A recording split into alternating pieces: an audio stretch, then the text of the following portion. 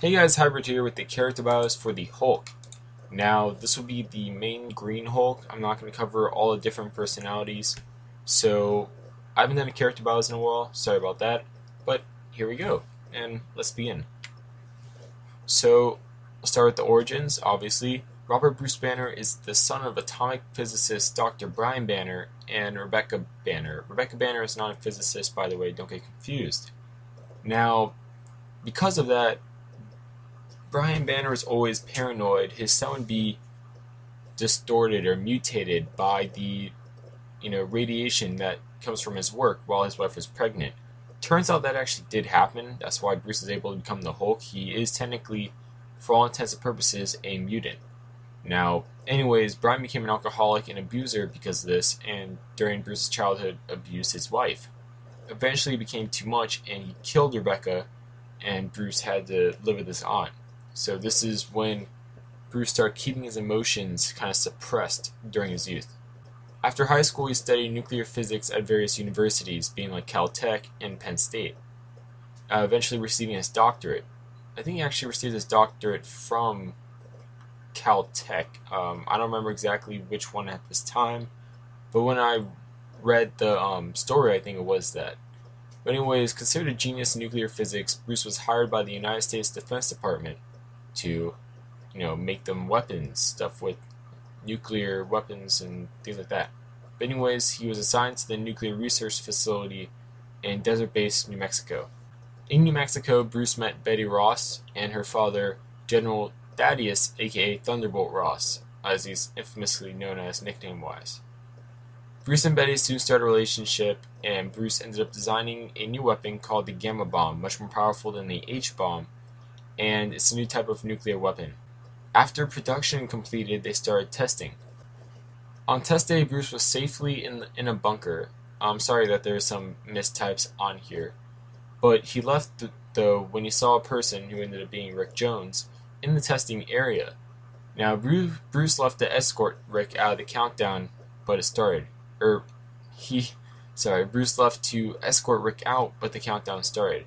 Now, in the original story, it was because the person Bruce was working with was like a spy or something, wanted to sabotage the whole project. So they started the countdown with the hope that Bruce would die and the project would die with it.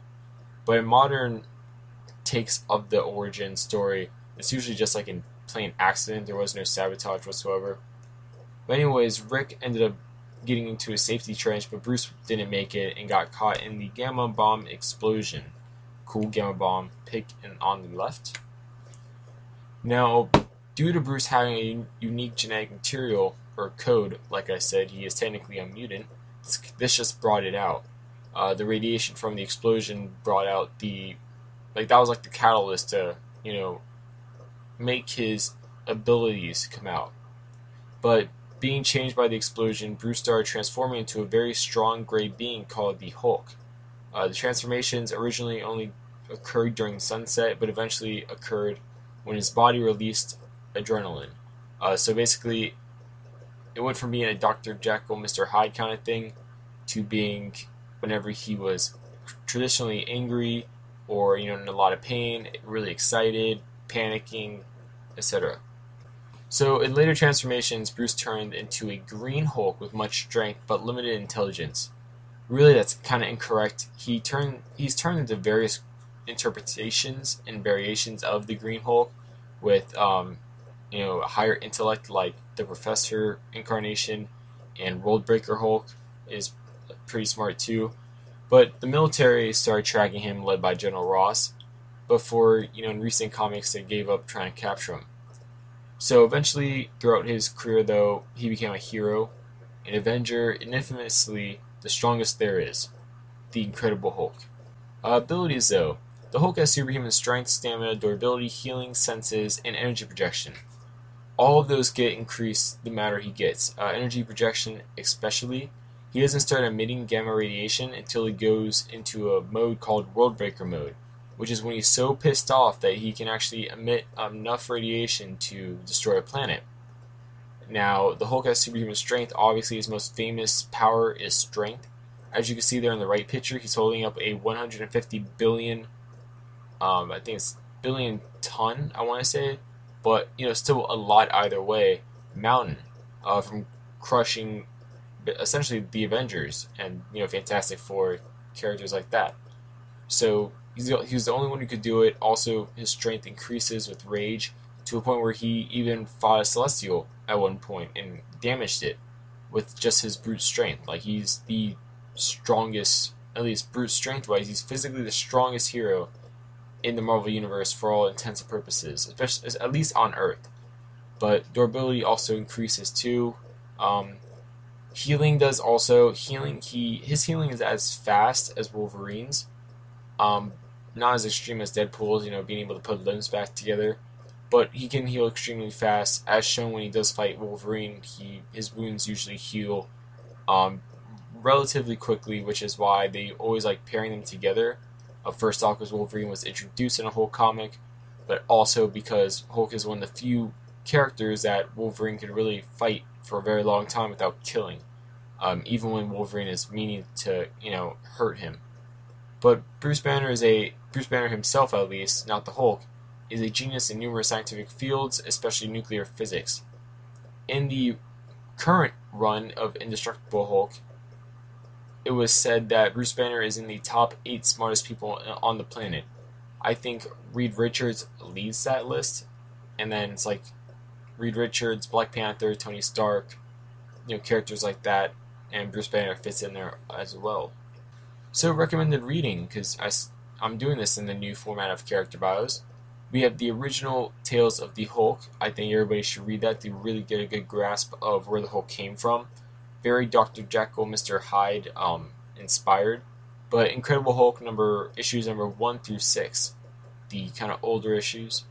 And then we have Hulk Gray, which is a part of the Jeff Loeb color series. Just, more backstory on the Hulk, more, not modern retellings, but, just more backstory on him for the modern audience. So it's not a modern retelling, but it's put in a way where modern people can get it. It's basically a very condensed version of all the stuff that make the Hulk who he is.